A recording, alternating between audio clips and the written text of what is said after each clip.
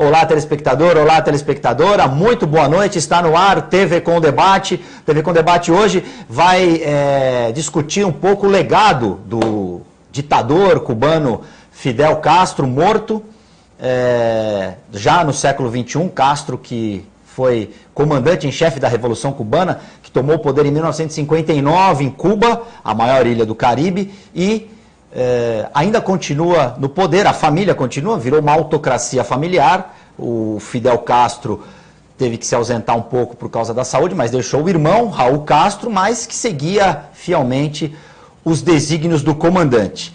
Para a gente discutir os desdobramentos que essa mudança, o século XXI realmente é o século das mudanças. Perdemos Fidel Castro, uma grande personalidade.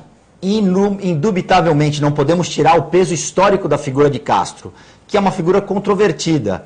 Chegou como libertador do povo cubano para combater a ditadura de direita do Fulgêncio Batista, que era associado à máfia dos Estados Unidos, mas acabou, como já disseram aqui no Brasil, se lambuzando com o melado, seduzido pelo poder e acabou se perpetuando e levando Cuba a praticamente a desintegração da infraestrutura. Agora, alguns ventos de democracia, coisa que a ilha não sentia há muito tempo, começam a soprar por lá. E essa mudança com certeza vai ter desdobramentos aqui no nosso continente, nas Três Américas e no nosso país.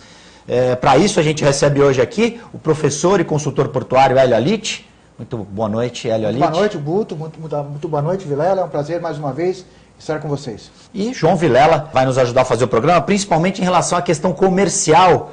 Será que o mercado cubano vai se abrir? Será que o modelo a ser seguido vai ser o modelo chinês de vamos continuar com o Partido Comunista no comando, mas vamos abrir economicamente o país? Senhores, eu quero uma resposta rápida de cada um para a gente poder começar realmente o programa. O Fidel chegou como libertador e morreu como ditador? Entra como um ícone da história. Lembrando que a história tem vários ícones. E esses ícones podem ser Fidel Castro e Nelson Mandela. Pode ser Adolf Hitler e Madre Teresa de Calcutá. É importante a gente saber a dimensão de cada ícone e a importância histórica de cada um deles. João Vilela. Todo ditador, sem dúvida nenhuma, isso pode passar por Adolf Hitler, como o Hélio colocou agora, mas todo ditador, ele é um assassino em potencial. Não há num país que não tenha liberdade, e o Fidel Castro, não tenho dúvida nenhuma, que foi um dos piores assassinos desse último século. Matou muita gente do seu próprio povo, muita gente, acabou com a liberdade, segregou famílias. Eu não consigo ver nada de positivo, nem aquela historinha mal contada da saúde e da educação, que aquilo ali para mim é um engodo completo, porque saúde e educação com escravidão, não vejo vantagem nenhuma. Poderíamos ter então escravos, você fala, eu dou saúde e educação para eles, podem ser meus escravos, não tem liberdade. Eu escravo porque não tem liberdade. Posso matar, posso fazer, posso não dar liberdade. Eu vejo ele como um dos grandes assassinos do século. E apesar da esquerda endeusar o Fidel, ele não gostava de gays, né? E não gostava das minorias. E hoje você tem a grande parte E não gostava da igualdade. Ele pregava a igualdade, mas não a praticava. Não para ele, né? Não a praticava. É controverso isso. Eu vejo o ditador como personagem ou como método. Aqui no Brasil nós temos uma ditadura no método, não na figura do ditador. E já que você tocou na homofobia, eu queria lembrar que o Bolsonaro é homofóbico. Não, significativamente ele não é de esquerda. Não necessariamente ele é um cara de esquerda. E aqui no Brasil eu insisto que nós temos uma metodologia de ditadura.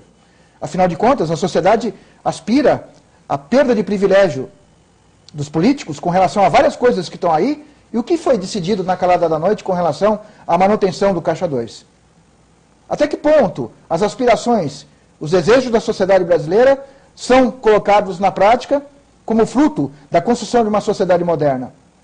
Temos a liberdade de sair daqui para Cuba? Temos a liberdade de sair daqui e voltar para a Rússia? Minha filha foi daqui de Santos para a Rússia, voltou, estudou, casou e voltou, e o governo brasileiro absolutamente não apitou em nada. Ótimo, maravilhoso. Não queria morar no Brasil em que eu tivesse que pedir licença para o governo e ele me dizer não, para eu sair daqui e voltar.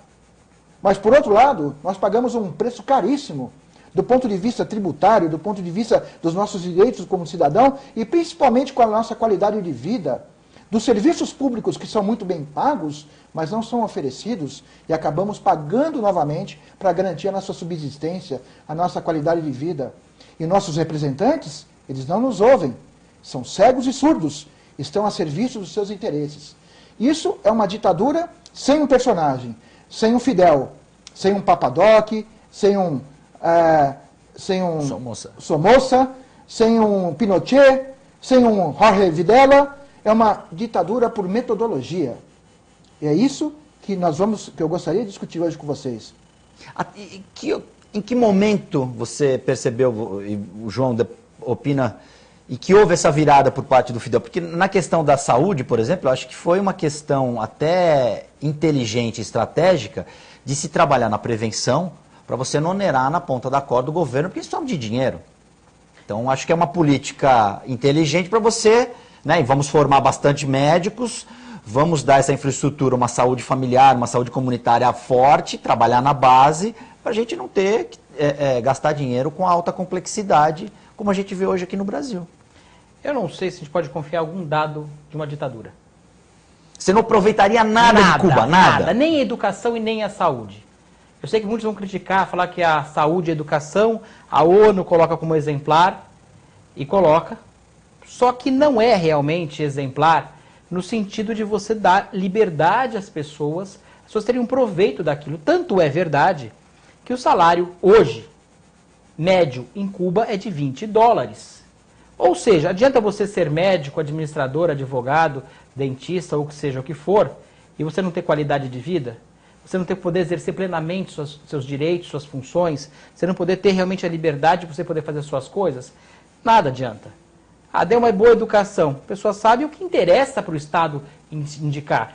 Sabe bem talvez espanhol, a língua espanhola, sabe um pouco de matemática, talvez saiba física, biologia, química, mas isso... Mas sempre com a vertente comunista. Sempre o viés do próprio Estado. Estudando marxismo. Eu não vejo diferença entre a ditadura comunista e da capitalista. Eu acho que a ditadura... Imagina um relógio analógico, e onde está o ponteiro das 12 horas, ali são as ditaduras. Eles se encontram ali. Tanto a ditadura capitalista quanto a ditadura comunista. Eu não vejo diferença. A democracia pressupõe, até discordo um pouco do Hélio, em relação a essa questão do que o Brasil... Eu sei o que você quis dizer. Eu entendi o que você quis dizer, que a gente vive uma ditadura porque o poder continua na mão dos mesmos e troca-se daquela forma. Uma ditadura da classe política, né? Mas nós fizemos agora um impeachment. Essa questão das 10 medidas não passou por pressão da própria população. Nós temos uma imprensa, nós estamos falando aqui. Mas é por causa da liberdade, a grande diferença é a liberdade. Mas a ditadura e a liberdade são justamente as duas coisas. Não andam juntas. Não dá para andar junto. Então não adianta falar, olha, eu tenho ditadura com liberdade. Tanto é que o comunismo não deu certo no mundo, deixando bem claro isso, porque você não consegue fazer o comunismo, isso é a prova prática, que o mundo tentou colocar em prática. Não houve até hoje, não há possibilidade de existir o comunismo com liberdade. Quando você junta comunismo e liberdade, a conta não fecha. A conta não fecha, não tem como. Então é uma regra muito simples, você não vai conseguir nunca ter...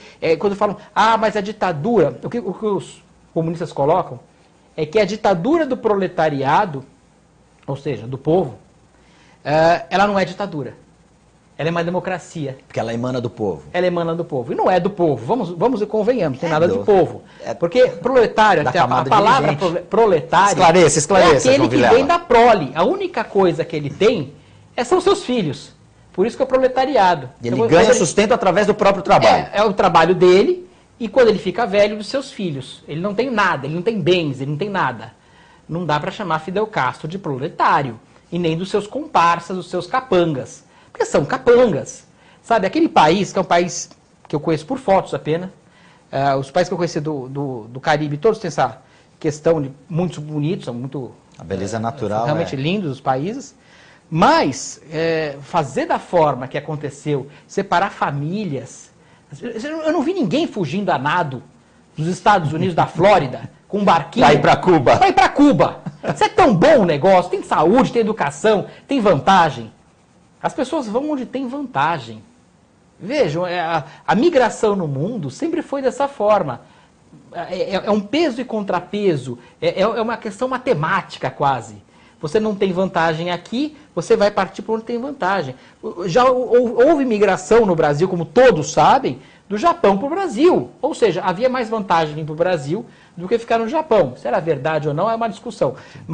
E depois também foi verdade que era melhor sair do Japão e ir do Brasil para o Japão. Fazer o inverso. Porque há essa questão, é uma questão de equilíbrio. Então, eu nunca soube de nenhum caso, de alguém que fugiu a nado, a barco, a caravela, qualquer coisa dos Estados Unidos para Cuba. É porque não deve ser tão bom alguma coisa. Hélio Alite. Eu concordo parcialmente com o João. Agora, e acompanhei até no final de semana a chuva de comentários nas redes sociais, muito engraçadas. Sim. Com relação a todo esse contexto. E, de certa forma, nós estudamos e somos, de certa maneira, credenciados a falar dessa questão relações internacionais. Mas é muito interessante a maneira como o brasileiro analisou a situação. Eu cheguei a ver alguns comentários nas redes sociais muito importantes. Lembrando que você necessariamente precisa começar, para entender a história de Cuba e para entender o que vai acontecer de Cuba, estudar como começou esse processo. Lembrar que a independência de Cuba, em 1898, ela foi patrocinada pelos Estados Unidos, que colocou 300 mil homens contra a Espanha. Muitos morreram, parece que as perdas norte-americanas chegaram a 5 mil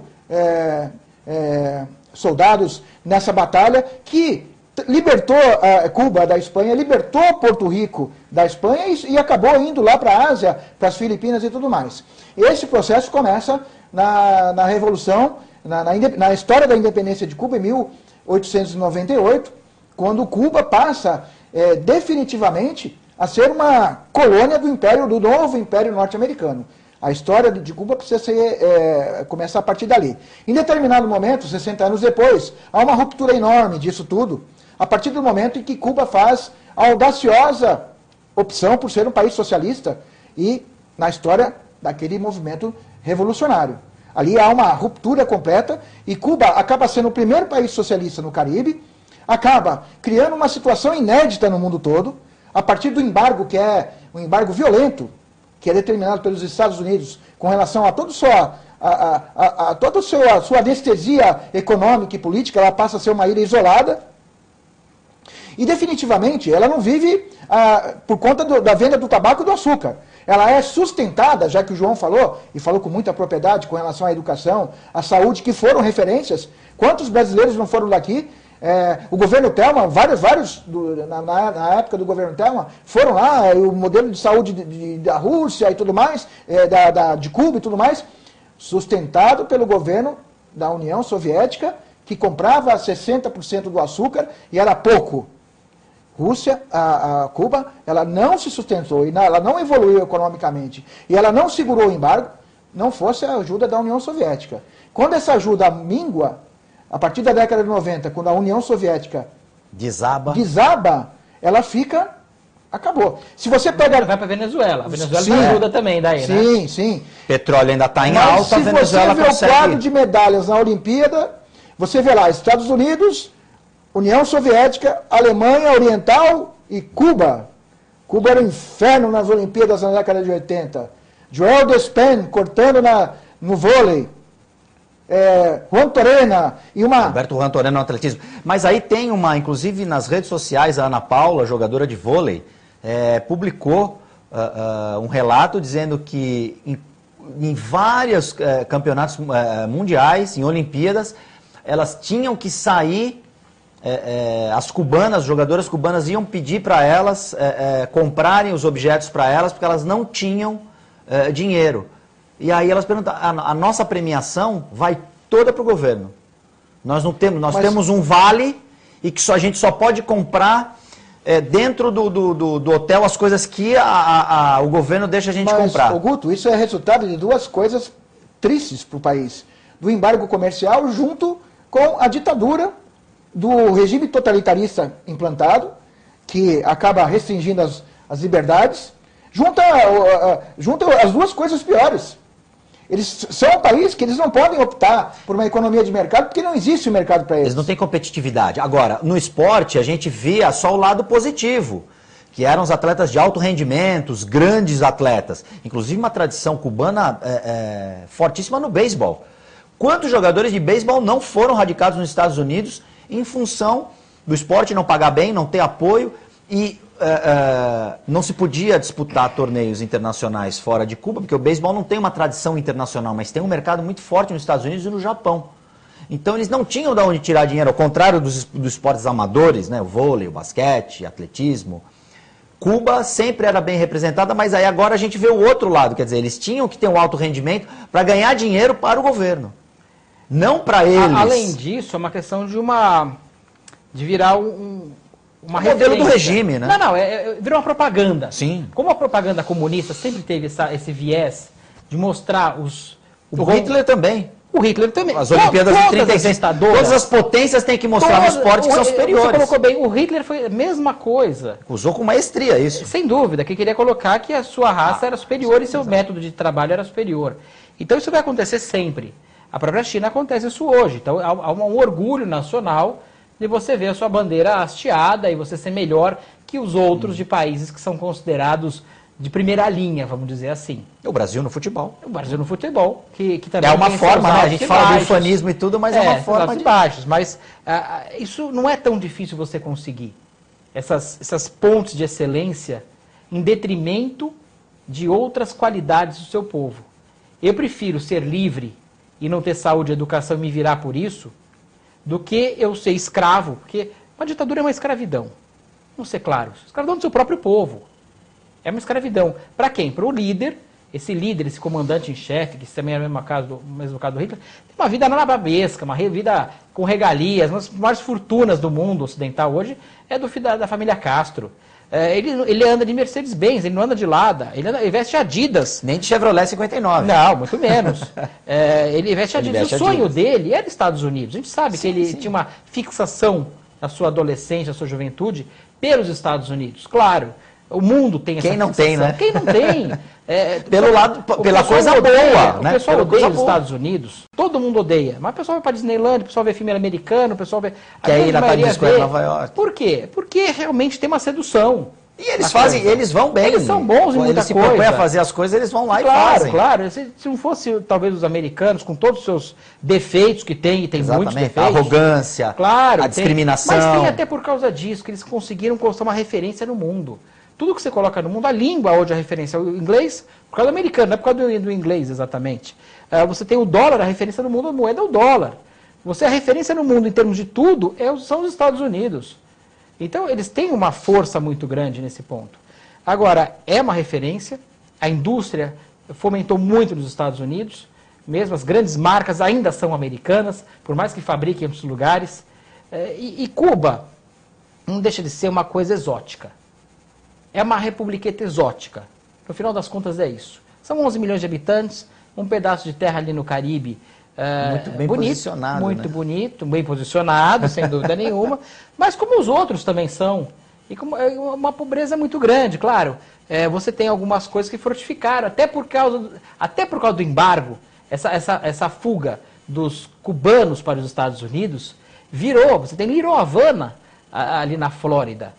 Né, que é uma presença forte cubana fortíssima. E muitos cubanos prosperaram nos Estados Unidos e são referência hoje, justamente por conta dessa família Castro. Eu faria a mesma coisa se fosse um cubano. O cubano é um povo trabalhador, é um povo esforçado, como o brasileiro também é. Infelizmente caiu um ditador. As pessoas que não têm conhecimento do que passa-se no resto do mundo, parece que o país é fantástico.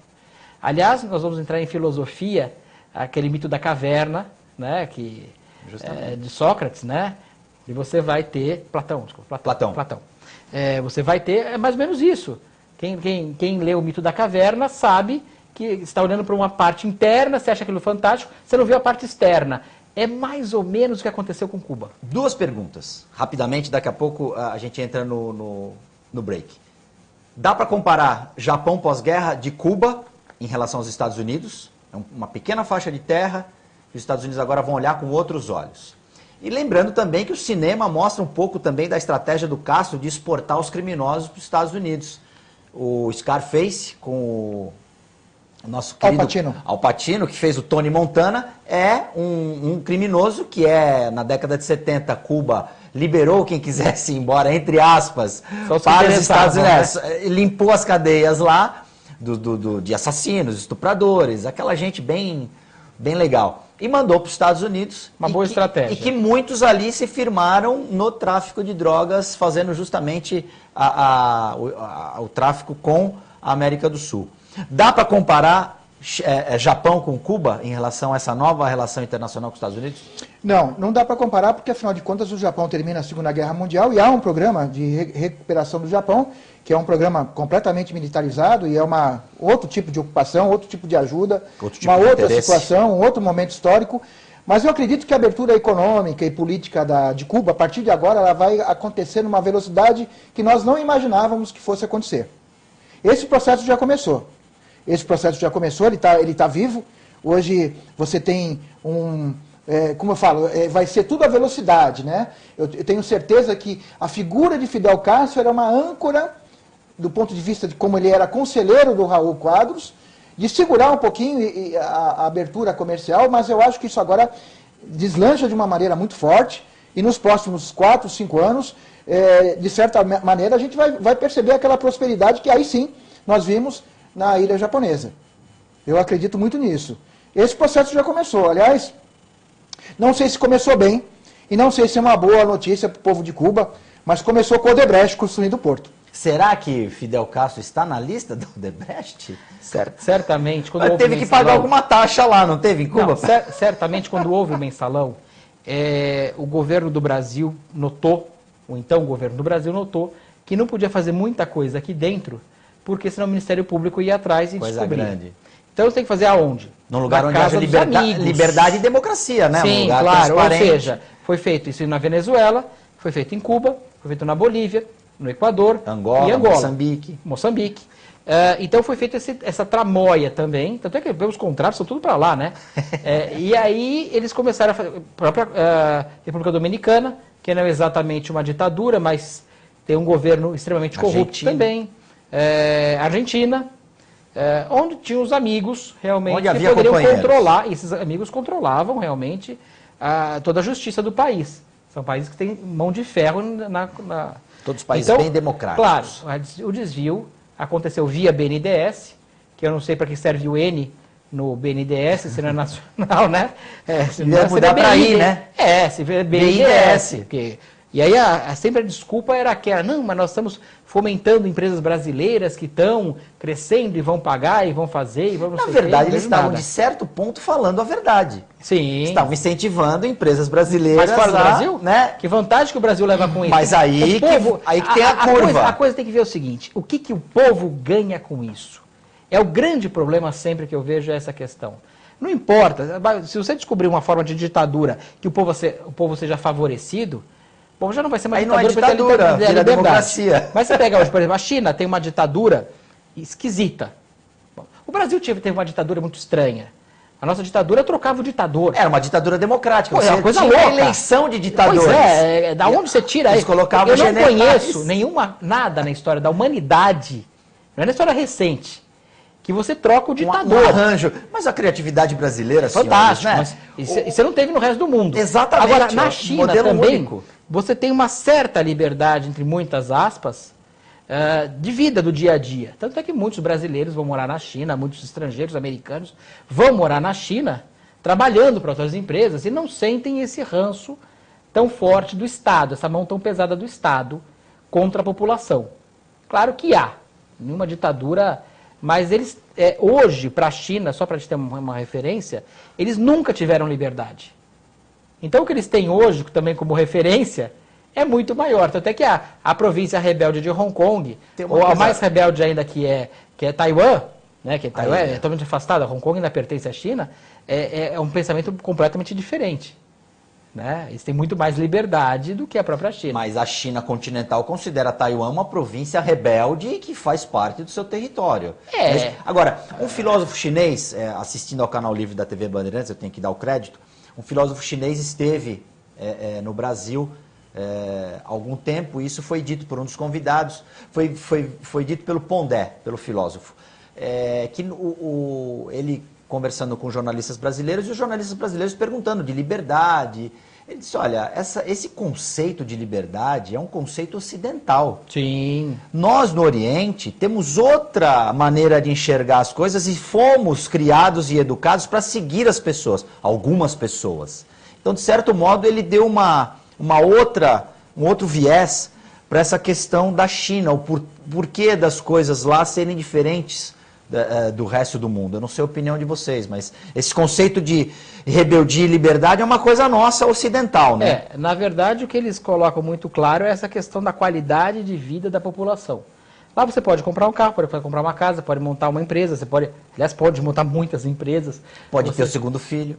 Agora pode. Na realidade, você podia. Sim, você pagava uma taxa. Era algumas dificuldades. Era proibitivo, sem dúvida nenhuma. Agora, eu não vou elogiar o regime chinês de forma alguma, mas para a população chinesa, eles consideram que hoje está muito melhor do que era antes. E isso é uma referência. Agora, ele colocou de uma forma que nós não temos uma certa liberdade. Por um lado, não temos liberdade, ele concorda com você, até comentar aquela hora, que quando você não tem liberdade de pegar o seu carro e você ser assassinado ali na esquina. Você não tem liberdade de andar de noite na rua. Então, essa ditadura dos bandidos nós temos no Brasil. Eu queria até corrigir a minha fala, porque afinal de contas a preocupação minha é essa.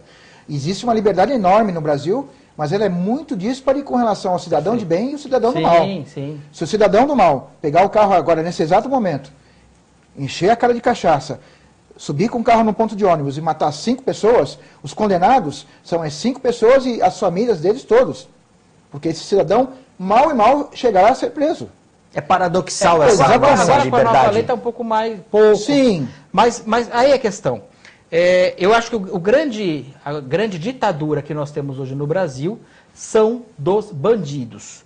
E bandidos, a gente sempre imagina aquele cara mal vestido, maltrapilho, com um revólver na mão, tentando assaltar um carro, ou tentando levar seu celular, ou parando com a bicicleta, ver 2 caras mal encarados. Essa é a nossa visão inconsciente do bandido. O estereótipo. Ninguém ficou preocupado quando estava morando com o Sérgio Cabral, no mesmo prédio dele, subindo e descendo o elevador, ou os seus amigos que estão todos presos hoje com ele. O pessoal do guardanapo na cabeça. Esses bandidos que são realmente os que maltratam o nosso país. Os que estão matando as pessoas tiram no essa Rio de nossa Janeiro. liberdade. Nós temos uma ditadura de bandidos. O Hélio colocou de uma forma brilhante, quando você coloca que nós temos algo por trás, né? Até na política, até muito na política, você foi candidato agora a prefeito de Santos. Você deve ter sentido na pele como essa funciona esse jogo aí, essa né? ditadura por trás... Outro mundo. É outro mundo. Outro mundo. Você deve ter visto em certos lugares como é que funciona para você poder entrar ou não entrar. Você deve ter visto que você não tem uma liberdade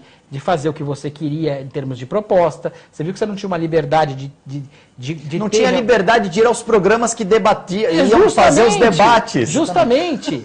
Só isso já é uma ditadura. É social-democracia. Agora, nós temos uma liberdade de ir e vir, entre aspas, tirando essa do bandido, que é o que nós temos que combater. Eu acho que esse é o grande diferencial, que o Brasil agora começa a abrir uma pequena portinha, que eu diria que é pequena ainda, mas eu vejo melhoria para frente. Graças a alguns... A luz já começou a ficar... Algumas pessoas do Judiciário, algumas pessoas do Ministério Público, a imprensa. Poucas, a imprensa, sem dúvida nenhuma, as redes sociais, virou uma bola de neve forte. Se nós falássemos há 5 anos atrás, Hélio, que nós veríamos pessoas mais ricas do Brasil atrás das grades, você ia falar que isso era impossível.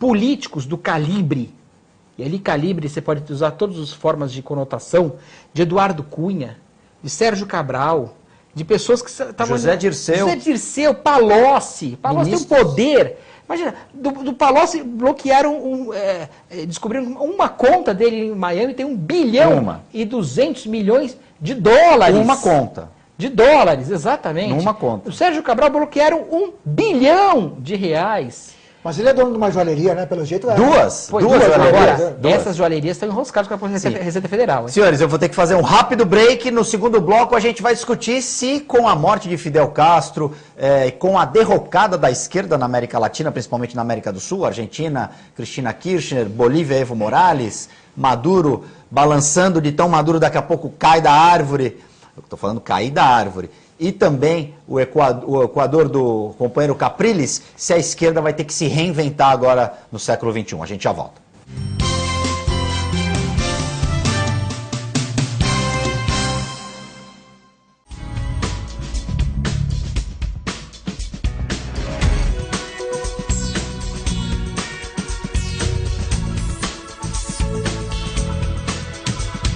Unilaser, um centro de referência único que, concentrando recursos tecnológicos e a capacitação técnica de seus médicos, pode diagnosticar e tratar as doenças da visão, aplicando uma oftalmologia de ponta com reconhecimento nacional e internacional. Unilaser, unidade oftalmológica de laser. Olá, você gosta de videoclipe? Você, assim como eu, acha que música boa não fica velha? Eu sou o VJ Marco Ferrari e apresento Video Classics, o programa que leva você a uma viagem ao mundo do videoclipe.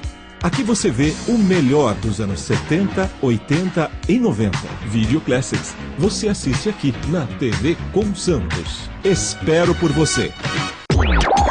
Ladies and gentlemen, Video Classics. Desabafa aquilo que você tá sentindo. Parece um fraquinho assim chorando, você não é um cara forte. E você tá aí se lamentando, triste. Pra você melhorar, você vai ter que... respirar. Você não acha que você tá reclamando com um problema muito pequeno?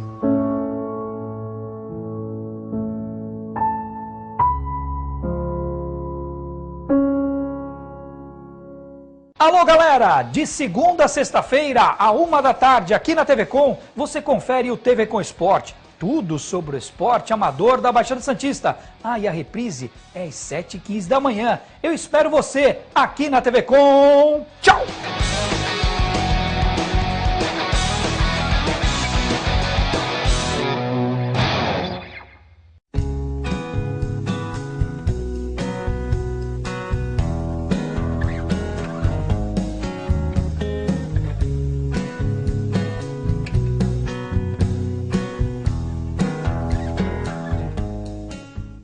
As mudanças climáticas são uma realidade que o planeta enfrenta, não há como negar. O que podemos fazer é rever nosso modo de vida e a maneira como impactamos o futuro. O Greenpeace atua para defender o meio ambiente, inspirando as pessoas para mudarem atitudes e comportamentos, pressionando governos e empresas a rever seus conceitos de produção e desenvolvimento, sempre pensando na sustentabilidade. Eu apoio o Greenpeace e sou parte da solução. Você também pode ser. Junte-se a nós.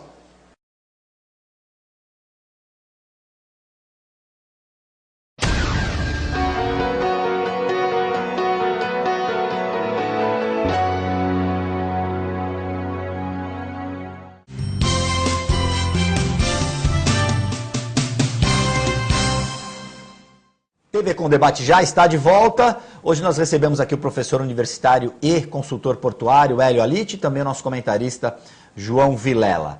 Senhores,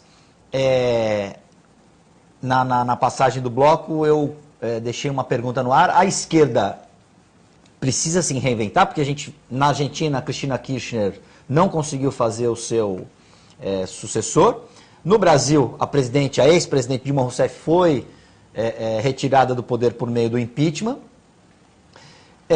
Capriles, no Equador, está acabando o mandato também, está lutando por uma nova reeleição. Evo Morales, na Bolívia, parece que também não vai conseguir mexer na Constituição para ter mais um mandato. Na Venezuela, o Maduro também está, na minha opinião, um paciente terminal, porque a ebulição social lá, ele vai acabar, acredito que saindo do poder, porque senão vai haver uma guerra civil na Venezuela. E em outros, e Cuba agora, com a morte do Fidel, a esquerda perde o seu grande mito. A esquerda precisa se reinventar? Com relação ao posicionamento político, eu acredito que a esquerda e a direita precisam olhar as pessoas. A sociedade moderna está muito preocupada com os discursos.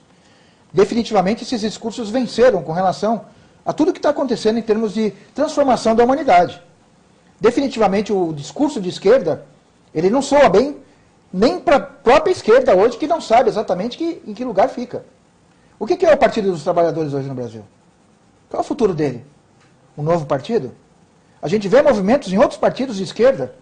Já aconteceu uma cisão, né? O pessoal do PSOL, que saiu na época do Mensalão, a Heloísa Helena, né, uma das grandes lideranças, a própria Marina Silva, saíram por conta das denúncias. Desculpa te cortar. É preciso tomar cuidado com dois aspectos. Com os extremismos, tanto de esquerda como de direita. Me preocupa muito o que vai acontecer nos próximos anos com relação de efeitos mundiais da questão do Donald Trump. A gente tem que acompanhar muito de perto quais são os fenômenos que vão nortear a política no mundo todo, o que vai repercutir no Brasil com relação às novas posturas de governo. Eu acho que a sociedade moderna ela não quer extremismos. E tampouco ela quer ter uma postura conservadora. Ela quer uma transformação do meio, do bem-estar, da segurança, das condições de vida e de mobilidade que está acima dos ideais políticos. Essa conversa a gente não teve ainda. Essa conversa, eu acredito que seja uma conversa para o futuro. Você pensa da mesma plenamente Hoje com o Hélio. a gente tem que olhar para as pessoas, independentemente de ser de esquerda ou de direita. Eu acho que tem 4 pontos que são importantes, que isso é mundo, tá? Não é Brasil, não é Cuba, não é Estados Unidos, não é São Paulo. Que as pessoas enxergam como nós devemos ter uma sociedade um pouco mais à esquerda, tá? Educação, ou seja, educação básica para todos com qualidade. Boa, para todo mundo. Qualidade, educação básica para todos. Aí você nivela o rico e o pobre com aquela educação básica, isso é importante a palavra básica, que é o início, é o start, mas para todo mundo básica, com qualidade. Porque às vezes a pessoa, nós temos uma educação superior com qualidade pública, que é a USP, que é uma série de coisas que dá para o rico. O filho do rico não paga a faculdade, o filho do pobre paga. É uma coisa o paradoxo mais completo. Da educação. Primeiro a educação, a saúde básica para todos. E aí na saúde vão ter um outro ponto que é importantíssimo, que também tem que ser básico para todos.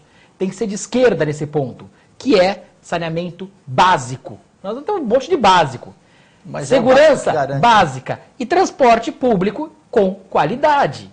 Quando a gente chegar nesses 5 pontos ou 4 pontos, que daí você vai desdobrar a saúde na questão do saneamento básico, você vai ter o resto, deixa tudo para a iniciativa privada. Posso só fazer um parênteses nesses seus 5 pontos? Acho que tem que ter um 6º ponto, o combate intransigente à corrupção.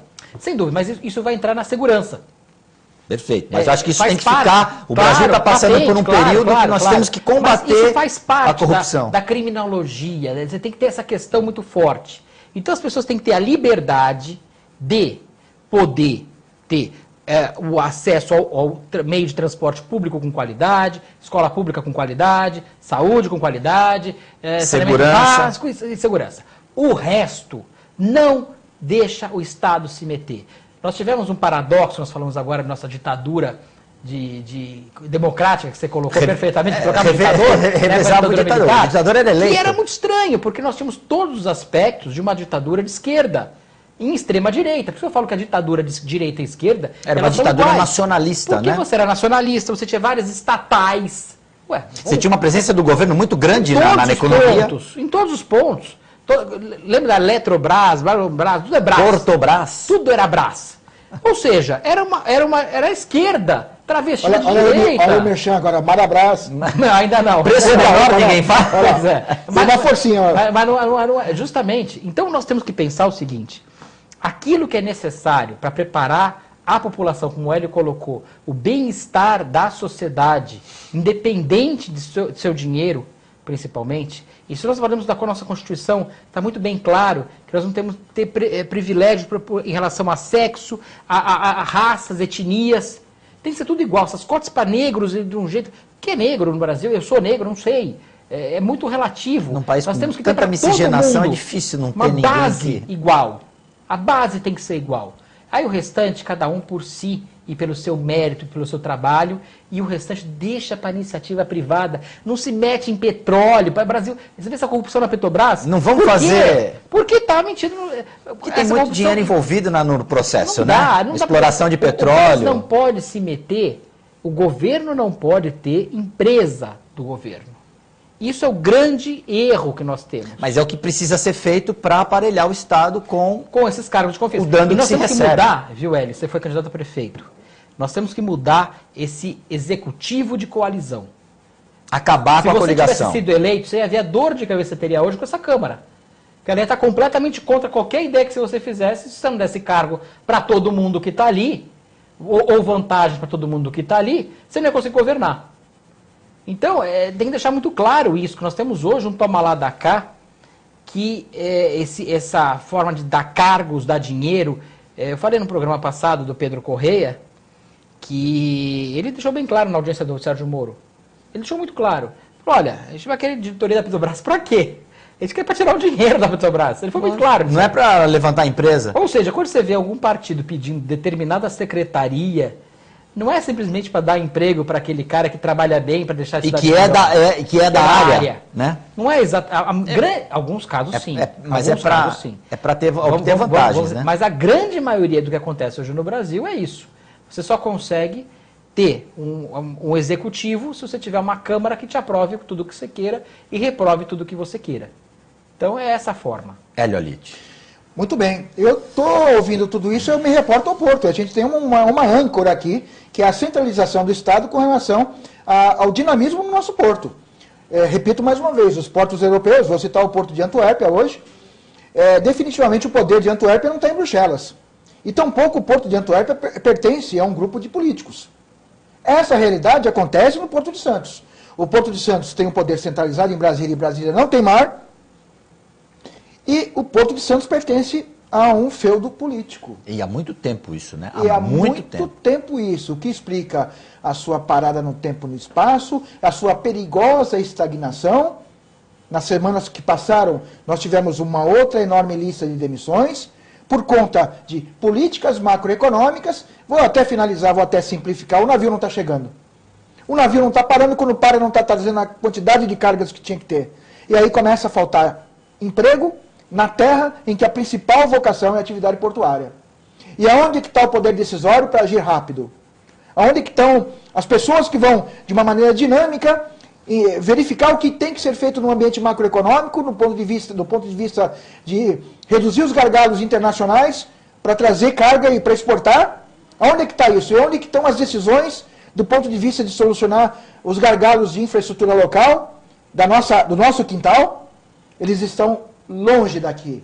E essa decisão vem quando não tem tempo marcado, não há data para ser cumprida, não falta dinheiro. Apesar do Porto arrecadar com as concessões 1 bilhão no primeiro semestre, esse dinheiro não vem para cá.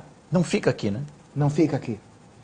E aí eu pergunto, estamos condenados a esse poder centralizado, que é tudo que nós estamos discutindo hoje. Eu ia até te fazer essa pergunta. É mais ou menos uma amostra do que vive Cuba. Um controle excessivo dentro da atividade portuária agora, nesse aspecto. Um controle que não é de gente do ramo, mas que tende a ver para se acomodar a certos interesses. Guto, podemos dizer que nós temos o nosso modelo de embargo comercial. Aquilo que nos trava, aquilo que, como dizia lá naquele programa humorístico, astravanca o progresso. O próprio sistema está engessando a nossa capacidade de se... A gente se auto-bloqueia. Exatamente. Você analisando o que acontece nos portos de Itajaí, no Porto de Vitória, Suape, Vila do Conde, lá nos portos do Pará, eles estão vivendo realidades diferentes. Estão vivendo grandes booms, né, de desenvolvimento. Exatamente. O Santos está ficando... Vai virar uma Iguape. Lembrando que o Porto de Iguape foi o principal porto desse país. Perfeito. E Iguape foi a capital cultural desse país, no século XIX. E assim como surgiu, expandiu e virou uma sombra para o Rio de Janeiro na época, o Porto de Iguape desapareceu do cenário nacional. E o que tem Iguape hoje? Mas nada, né? Ficou um patrimônio histórico e cultural, um lugar de porto. Nada, da vocação que tinha, nenhuma. Ou seja, o que resultou disso para a população, zero. Nada, legado nenhum. E aí, eu não sei se você com certeza tem essa informação, eu queria saber o que você acha. O novo prefeito do Rio, Marcelo Crivella, já disse que quer municipalizar o porto. Se ele pode, a gente também pode aqui, né? Temos que iniciar uma cruzada com os melhores políticos, com a melhor força-tarefa que nós já podemos formar, com relação de produzir um documento. Vai ser preciso mudar a lei? Seguramente. Vai precisar o apoio do governo do Estado de São Paulo, do próprio governador. Vai precisar das melhores cabeças dos melhores operadores, da maior força dos trabalhadores? Seguramente. Vai precisar que essa Câmara Municipal se mexa, no sentido de, isso é um trabalho que move a nossa população, como aquele que nos moveu para a gente recuperar a nossa autonomia? Sim, se aproxima um grande momento, que espero que seja num curto espaço de tempo, em que a gente vai buscar e vai trazer de volta a nossa autonomia.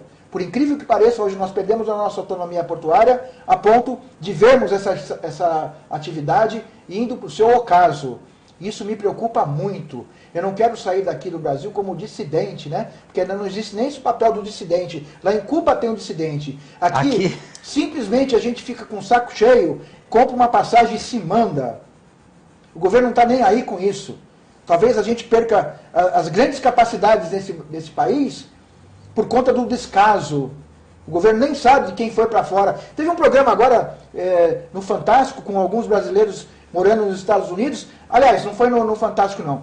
Foi no Rota do Sol, foi no programa da TV Tribuna, da Rosana Vale, entrevistando pessoas de Santos, de Praia Grande, morando nos Estados Unidos, e como dói a pessoa dizer assim, olha, eu adoro o Brasil, eu adoro o Santos, mas aqui eu não Fiz de tudo para ficar lá, mas não deu. E não deu, isso dói demais. Aqui é um país maravilhoso. É um as coisas funcionam, as leis são aplicadas. É diversificado, mas nós somos judiados pelo nosso próprio sistema de vida, pelo nosso modelo de política. Nós falamos de Cuba, Cuba tinha um partido, nós temos quase 40. Nós vamos para 2017 com quase 40 partidos, vem aí partidos novos. Um absurdo. E aí, só fazendo um parênteses para o nosso telespectador um pouco mais jovem, e que isso acho que devia ser ensinado na nossa rede pública municipal, a busca pela autonomia de Santos. Santos era uma cidade que era enquadrada na época do regime do governo militar, da ditadura militar, como área de segurança nacional. Então, os prefeitos dessas cidades, eles eram indicados, eram prefeitos biônicos, que se chamavam, eles eram indicados pelo regime, pelos ditadores de plantão à época. E aqui em Santos, na década de 80, nós tivemos um movimento suprapartidário que juntou todas as lideranças, exceto os integrantes do partido do governo na época, que era a Arena, a Aliança Renovadora Nacional, não me lembro aí se já era a PDS, acho que estava na transição. Existiam apenas 2 partidos no Brasil, o Movimento Democrático Brasileiro, o MDB, e a Arena, Aliança Renovadora Nacional. Houve um grande movimento, sindicatos, intelectuais, a classe trabalhadora em geral, todos lutando pela autonomia de Santos, e conseguimos, porque também teve que se fazer uma mudança na Constituição na época, e que se devolveu a autonomia às cidades consideradas áreas de segurança nacional, Santos por causa do porto e por causa da grande efervescência de esquerda na nossa região, e também dos movimentos de liberdade. Então Santos teve aí a oportunidade, se não me engano em 1982, de ter revertido isso, e chamada às eleições que se realizaram em 85, o primeiro prefeito após todo esse processo foi Oswaldo Justo. Sim. Que foi o último prefeito civil eleito, na verdade vice, na chapa de Esmeraldo Tarquínio, que foi o prefeito eleito, mas foi cassado, não pôde tomar posse. E aí Justo, se o prefeito da chapa da qual ele tinha sido eleito não poderia assumir, ele também não quis assumir, e aí os militares fizeram a intervenção e foi nomeado uma junta governamental. Agora é interessante o nome biônico, né? Por que chamavam-se na época de governantes biônicos, prefeitos biônicos, governadores biônicos? Porque havia um filme americano que era o Homem Biônico. Sim, era o ciborgue. Né? Porque justamente alguém comandava todos os movimentos dele. Então era algo que já era uma aberração genética, né? Já indicava de homem com máquina que não pensava, exatamente. Tinha um cérebro que controlava por trás disso. Controlado remotamente. E isso atrasou muito a nossa sociedade. Atrasou muito a nossa sociedade. Nós já tivemos uma cidade muito mais próspera e com muito mais progresso do que nós temos hoje. Isso atrasou demais. E nós não conseguimos voltar ainda àquele tempo. Vejam, eu estou dizendo que atrasou demais. Sem formar lideranças, que é o mais importante. Lideranças, nós carecemos hoje de lideranças, de pessoas que estejam realmente engajadas, inteiradas naquele meio. Nós temos uma dificuldade de formar lideranças, até porque o Hélio sabe muito bem, a questão dos partidos que ele colocou agora, travam de qualquer forma, qualquer novidade que possa ter. Nós tínhamos um aeroporto que funcionava, um aeroporto civil, E nós tínhamos uma mobilidade muito maior. Nós tínhamos trem, que é daqui para Jundiaí, fazia uma coligação. Juquiá. Você ia para o sul e para o interior. Quer dizer, nós tínhamos muito mais preparo, muito mais estrutura do que nós temos hoje, infelizmente. Então, Santos competia pau e pau com Campinas. Hoje você não pode falar dessa forma. Não tem criminalidade, Campinas ganha da gente disparado, que também está um caos aquilo lá. Mas nós temos que mudar muita coisa na cidade. Sabe, o governo, eu acho que eu acho que não prestava para ser prefeito. Porque sabe o que ia acontecer? Ou sim, né? Ou sim. Ou prestaria. Minha dedicação ia ser naquelas 5 pontos que eu coloquei de infraestrutura, ia melhorar a questão da Zona Oeste principalmente, morros, essa questão toda, saneamento básico, educação básica, saúde básica. Pronta. Você não precisa... Agora, juro para vocês, eu ia fazer porcaria em termos de fazer, porque eu ia privatizar todo o resto. Ia acabar com o Prodesan, eu ia acabar com o aquário, eu ia acabar com a orquidária, eu já ia me odiar desde a campanha. Não, mas é bom dizer que você ia acabar com a intervenção, com a intervenção municipal no equipamento. Ele não deixaria de existir. Não, muito pelo contrário. Ele ia crescer. Então, mas a prefeitura... A prefeitura, bom você colocar acabar... O João Vilar quer acabar com o aquário. Já ia colocar errado. Mas o poder público, até o Jardim da Praia, se pudesse privatizar, privatizaria. Ou seja, ele vai ter uma concessão, ele vai explorar os quiosques e tudo mais. Ele tem que manter limpo, eu não ia seguro. conseguir nunca chegar, mas nunca para ser prefeito dessa cidade. Porque eu ia deixar os esforços da prefeitura com aqueles 5 pontos. O restante tem que ser da iniciativa privada. E isso incomoda muita gente. Hélio Alite. Acho perfeito. E aí a minha angústia... Está se aproximando agora um período que eu vou fazer um estágio no norte europeu, em cidades portuárias, que eu amo essas cidades portuárias, porque eu chego lá e vejo Santos. E tento importar aquilo que eu acho que funciona em Santos perfeitamente. Afinal de contas, são cidades muito parecidas. Cidades que lá atrás tiveram problemas com inundação, com saneamento, com doenças, com doença, estrutura. Não é? Com tudo isso, e há 40, 50, 60 anos resolveram perfeitamente tudo isso. Os modelos... As logísticas urbanas funcionam perfeitamente. São cidades portuárias, cidades mundiais. Sim. É tudo que eu queria para a minha cidade. Essa questão de inundação em Zona Noroeste, os diques que não existem... Isso dá para acabar, hein, Hélio? Meu Deus! Eu vou num lugar em que o dique é um lugar que você no final da tarde toma um belo de um vinho. É um lugar maravilhoso, muito bem cuidado. Turístico, é um ponto turístico. É um ponto turístico, visitado pela Europa toda. A Holanda é toda linda, está abaixo do nível do mar. Não tem uma inundação. Você atravessa o país de barco e não tem uma inundação naquele lugar. Eles têm tecnologia que já tem 200, 300 anos implantadas. E aqui a gente sofre. Outro dia eu tentei atravessar aquela Barão de Penedo, que você citou na última conversa. Sim. O que é aquilo? Aquilo lá parece...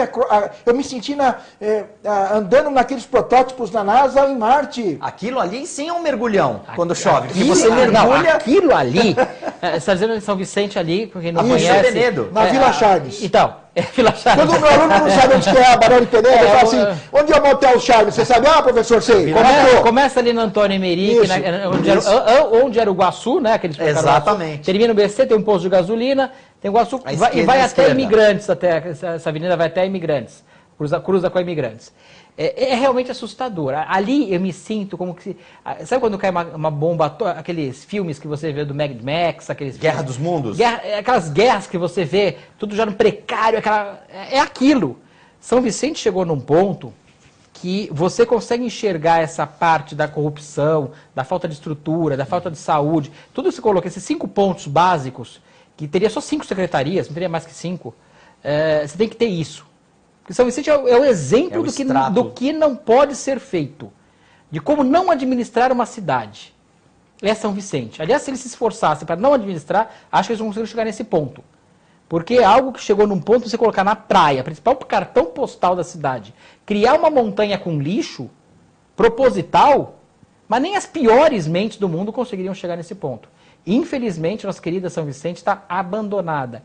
Você sai de Praia Grande, eu passei ontem lá, eu vim de Itanhaém e passei por ali. Bom, o trânsito trava todo naquela cidade de São Vicente da Imigrantes, tudo travado, tudo parado. O Japuí, numa situação de penúria. E os bandidos fazendo a festa ali no trânsito? Não vi, graças a Deus eu não vi, graças a Deus. Fiquei preocupado, mas não vi. Mas lixo na rua, sabe? A quantidade de lixo, de podridão, é assustadora. Aquele pedaço que você tinha lá das casas bananadas, das bananas ali que tem ali. Na Praça 22 de Janeiro. Completamente abandonado aquele pedaço ali. Onde tinha antigamente, você falou de tomar o vinho, fantástico. Você ia comer o brigadeiro ali na... Sim. Não, a biquinha abandonada, abandonada. Com uma placa monumental lá, dizendo que gastaram não sei quantos milhões e teria aberta já, teria terminado a obra. Já estaria há muito tempo funcionando. Há mais de um ano, na placa, está escrito na placa, isso não foi eu coloquei, está na placa. Ali com obras fantásticas ali em São Vicente, com lugares fantásticos. Ali o exemplo. Aliás, teria que vir alguma universidade de qualquer lugar civilizado do mundo para estudar como não fazer uma administração. Ou como fazer uma administração dar errado. Sem planejamento. Então, faça tudo o que fizer aqui, não faça isso. Lembrando que na ilha de São Vicente estão as cidades de Santos e São Vicente. Sim. Essa ilha, ela tinha que ter todo um formato de qualidade de vida. Eu não posso imaginar que a água do lado de lá seja uma água fétida e a água do lado de cá seja a maravilha, que nós estamos de um lado de Miami e do outro lado é o gueto de Varsóvia.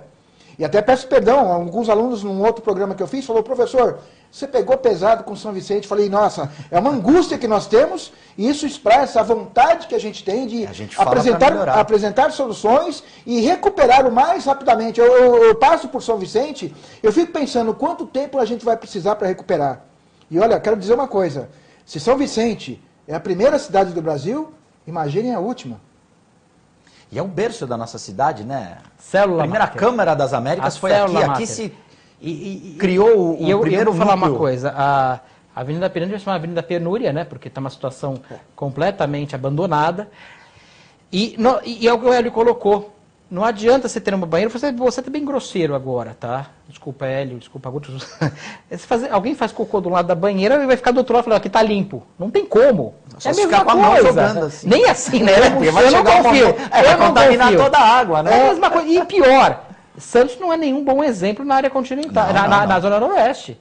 Passando a Avenida Nossa Senhora de Fátima, os morros, existe uma grande divisória social e econômica na nossa cidade. Mas Santos não está muito melhor que São Vicente. Então, pior é isso. Aquela parte ali tá... Então é algo que assusta também você pensar em Santos, que é a referência de DH, a referência no Brasil de tudo, é a grande cidade que foi propagandeada até agora como fantástica, e você ter um dos maiores comunidades em palafita do Brasil e talvez do mundo. Desigualdades do país e do mundo. Com escolas precárias, com o hospital. Detalhe, o Hospital da Noroeste até agora está sem elevador, hein? Ainda está sem elevador? Já tem um bolinho lá de um ano. Que beleza. Mas isso vai demorar ainda mais algum tempo, porque ninguém precisa de elevador no hospital. Por enquanto. São 3 andares apenas, dá para subir de escada de maca do jeito que for, né? Senhores, infelizmente o nosso tempo acabou. Hélio Alite, muito obrigado. Professor Hélio Alite, muito obrigado. Muito obrigado, Guto Brito. Muito obrigado, João Vilela. É sempre uma honra, um prazer, uma grande alegria estar com vocês. E especialmente com os nossos telespectadores da TV Com. João Vilela, muito obrigado. Obrigado, Guto Brito a todos. Prazer estar contigo de novo, Hélio. Telespectador amigo, muito obrigado. TV Com Debate volta na próxima edição.